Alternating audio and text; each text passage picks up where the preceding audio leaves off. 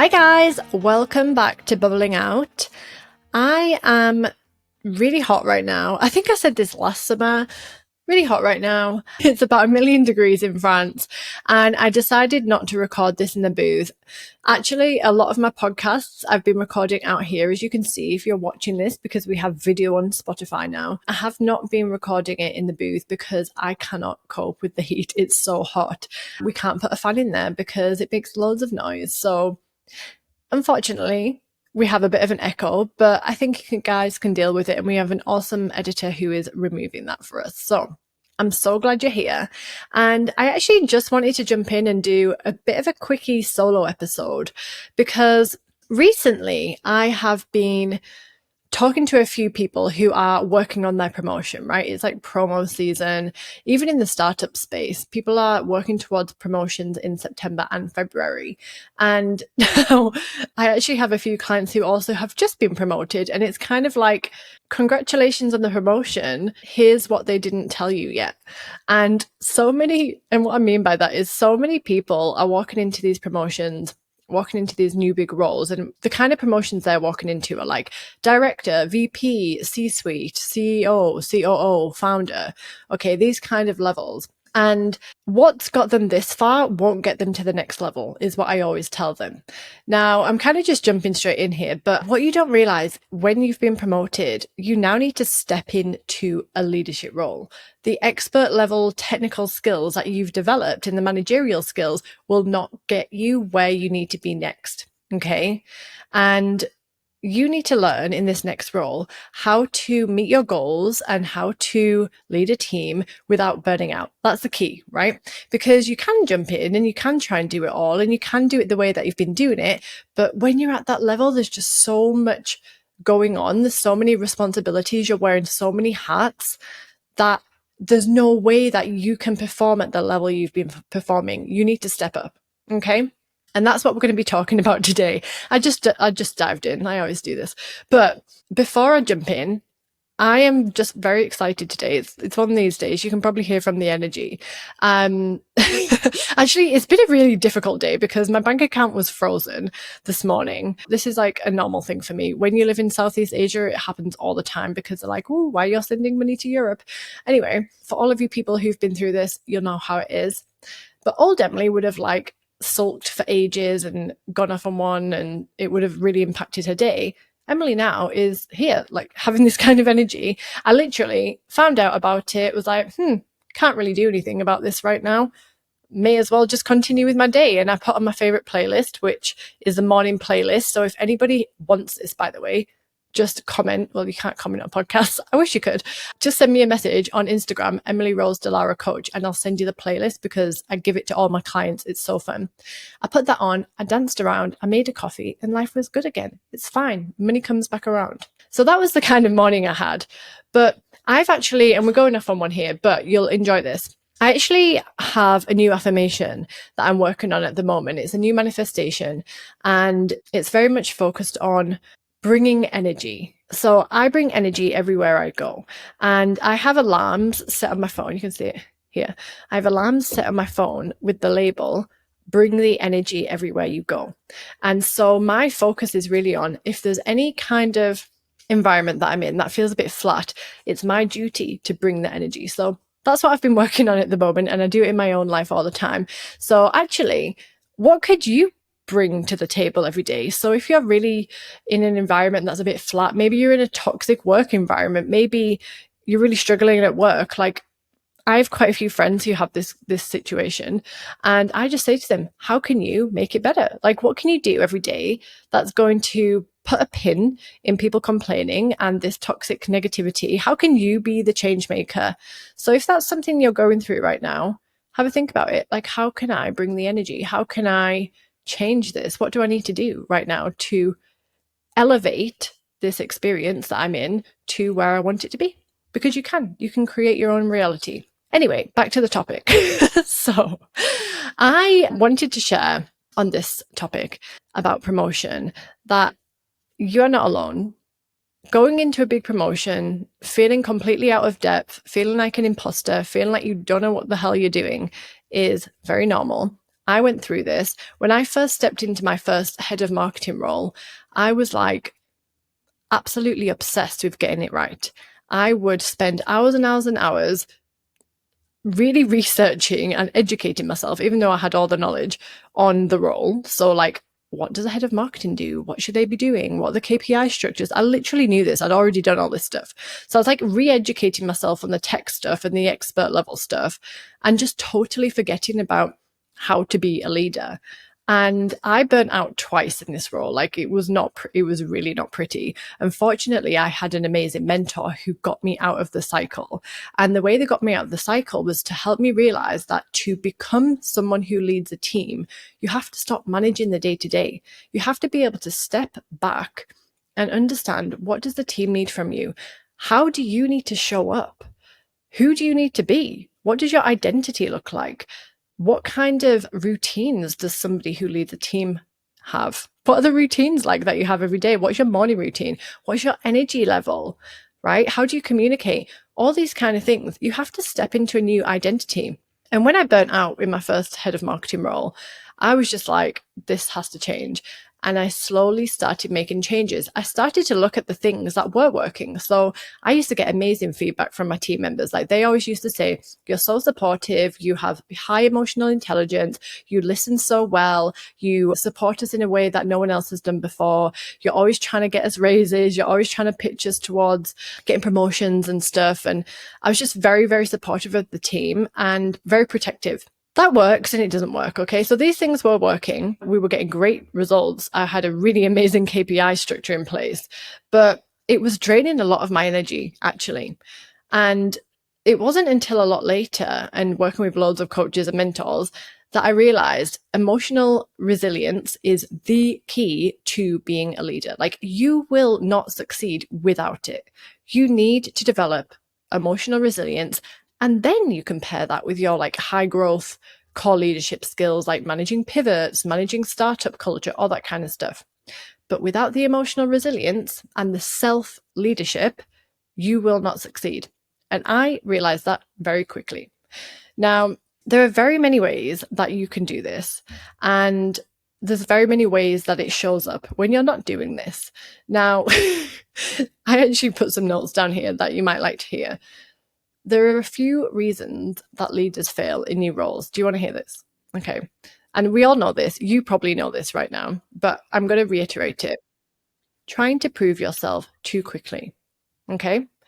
I actually have a mini course on this, so you should go get this. I'm going to put it in the show notes. But trying to prove yourself too quickly is the biggest fuck up, honestly. Like, you will drive yourself into a wall trying to do this.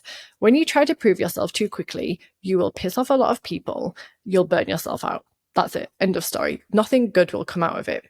But especially when you're working in bigger cultures, like bigger companies, there's this feeling of, if I'm not doing anything, I feel useless, right? People are not able to sit and learn and listen, but that's all you need to do at the start. Okay.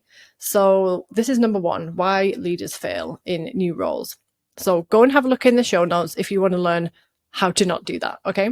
I told you this is going to be a fast episode because I'm trying to be super efficient for you guys, because a lot of my episodes are very long. Now, the next one is jumping to conclusions. So you think that you should do it a certain way because it worked for you in the past. It's not how it works here. When you step into a new promotion or a new job, you need to listen and you need to be open to what the team is doing, what the team has got to say. You need to understand personalities, values, alignment, all that kind of stuff. So when you jump to conclusions about situations, people, culture, it will fuck up. It will backfire and you will not be able to get out of that one quickly. So instead of jumping to conclusions, use active listening. Now, the third reason that leaders fail in new roles is neglecting their own personal transition. Okay, so that's not realizing how big a role this is. They have stepped in. Maybe you've come from corporate, right? Corporate is fucking hardcore. I would not wish that on anyone. Sorry, corporate people, but it's really hard to work in corporate. I have a few corporate clients and I much prefer startup culture. It's much kinder, I would say.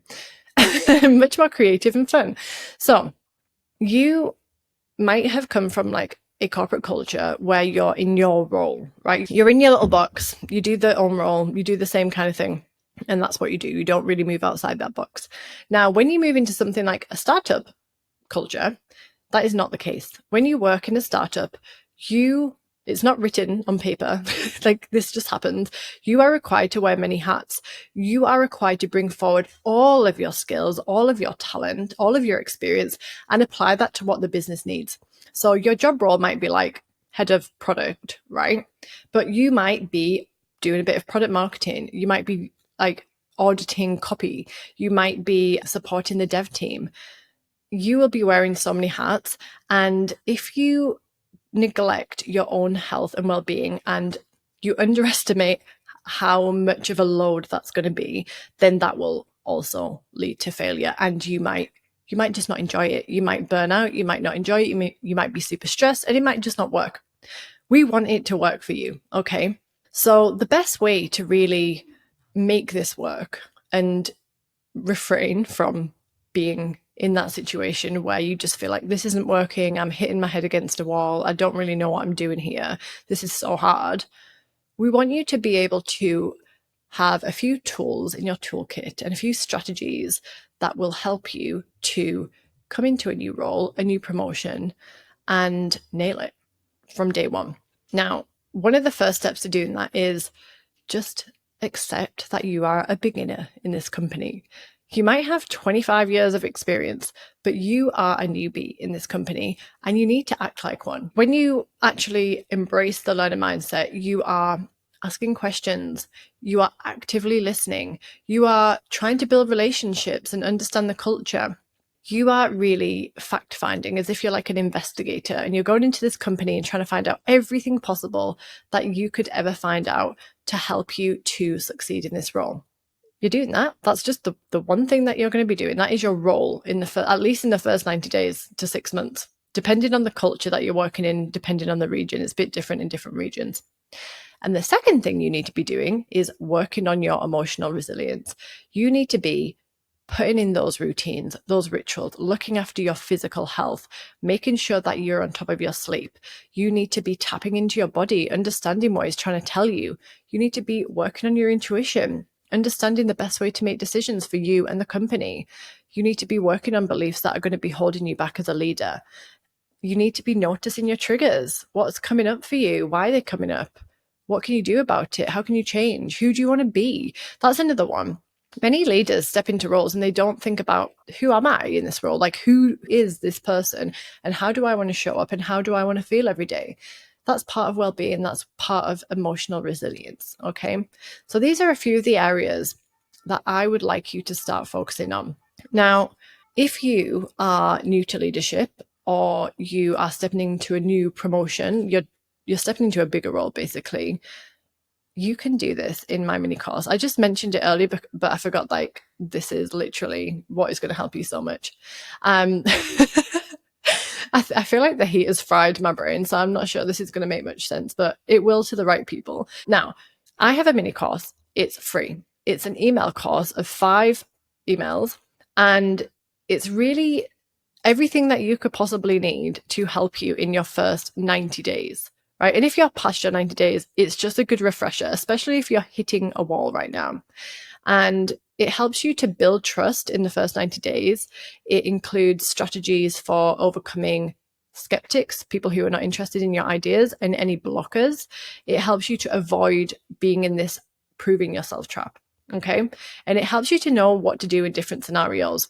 If you want that, all you need to do is go to emilyrosedelara.com/trust2results. I'll put the link in the show notes. And yeah, I think the reason I wanted to make this episode is just because it came to the top of my mind, and I was like, so many people could do with being able to jump into a new promotion, jump into a new role, and just know what the hell to do. Like, you don't need to question this. So many people have done this before you. There's no need for you to be sat there thinking, I don't know how to do this, because it's not that difficult. It's actually pretty easy when you've got the tools and you've got the strategies. So go take a look.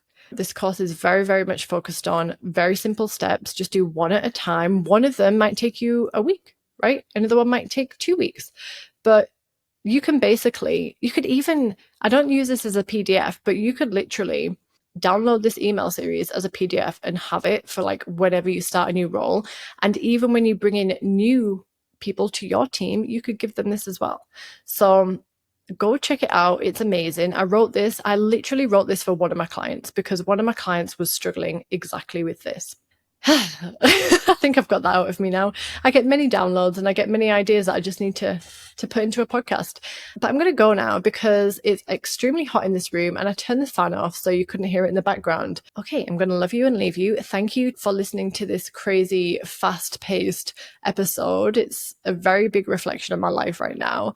And if you're not following me on Instagram, go ahead, Emily Rose Delara Coach. We just kicked off our summer boot camp for female leaders. So that's going really strong. It's amazing.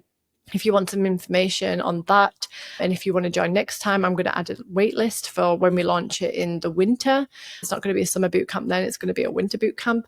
But if you're interested in that, let me know. It's to help you stress reset. Okay, love you and leave you. Speak to you soon. Bye. That's all for today on Bubbling Out. Don't forget to subscribe and leave us a 5-star review. Your reviews and subscriptions help more people, more leaders, more entrepreneurs like you access the Bubbling Out podcast.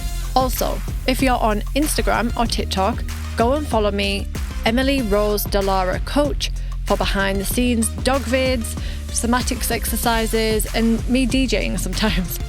See you next time in the bubble.